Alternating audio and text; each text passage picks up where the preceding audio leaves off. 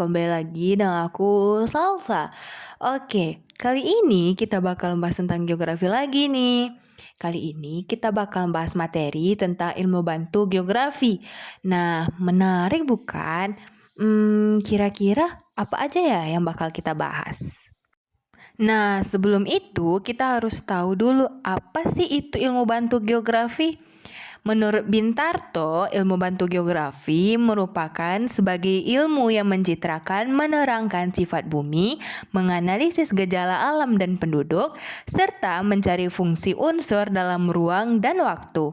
Sedangkan menurut Starbo, geografi berkaitan erat dengan karakteristik suatu tempat dan hubungan dengan tempat lain. Sementara itu, menurut Ikatan Geografi Indonesia atau disingkat dengan IGI, mendefinisikan geografi sebagai ilmu yang mempelajari persamaan dan perbedaan fenomena geosfer dari sudut pandang wilayah dan lingkungan dalam konteks keruangan. Nah, sekarang kita udah tahu nih apa itu ilmu bantu geografi. Kira-kira apa aja ya jenis-jenis dari ilmu bantu itu? Nah, di dalam ilmu bantu terdapat 5 jenis macam-macamnya nih. Dan kita harus tahu juga apa aja perannya. Yang pertama ada ilmu bantu geologi, yang kedua ada geomorfologi, yang ketiga ada ilmu tanah, yang keempat ada klimatologi, yang ketiga ada meteorologi. Kira-kira pengertian dan perannya apa aja ya? Nah, yang pertama kita bakal bahas tentang ilmu bantu geologi. Ilmu bantu geologi merupakan ilmu yang mempelajari struktur, komposisi, sejarah, dan proses bumi yang membantu memahami fenomena fisik seperti bentang alam dan sumber daya alam yang dipelajari di dalam geografi. Geologi sangat penting dalam kita pelajari karena memberikan dasar pemahaman tentang bagaimana daratan terbentuk, bagaimana sumber daya terakumulasi, dan bagaimana kekuatan internal serta eksternal bumi membentuk lingkungan fisik. Jadi, ilmu bantu geologi ini adalah ilmu dasar dari ilmu geografi. Nah, selanjutnya kita bakal bahas tentang geomorfologi. Geomorfologi dalam geografi adalah studi tentang bentuk-bentuk permukaan bumi seperti gunung dan lembah, serta proses-proses yang membentuknya. Ilmu ini mempelajari bagaimana landscape berubah dari waktu ke waktu akibat berbagai faktor, termasuk proses geologis di dalam bumi seperti pergerakan lempeng dan juga vulkanisme. Dan faktor eksternal seperti cuaca, angin, air, iklim, dan juga es.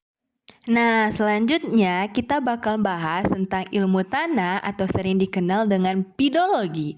Ilmu tanah dalam geografi adalah cabang ilmu dari hidrologi yang mempelajari pergerakan, distribusi, dan kualitas air di bumi, termasuk siklus air seperti siklus hidrologi. Dan sumber daya air secara lebih spesifik, hidrologi mengkaji semua fase pergerakan air dari penguapan di permukaan hingga kembali lagi ke darat dalam bentuk hujan, salju, atau es, serta bagaimana air mengalir melalui permukaan tanah dan masuk ke dalam tanah. Jadi ilmu tanah ini sangat berkaitan erat dengan ilmu hidrologi. Nah, yang keempat kita bakal bahas tentang klimatologi nih. Klimatologi di dalam geografi adalah cabang ilmu geografi fisik yang mempelajari iklim, pola cuaca jangka panjang, serta pengaruhnya terhadap alam dan aktivitas manusia. Ilmu ini menganalisis kondisi atmosfer bumi secara sistematis selama periode waktu yang panjang.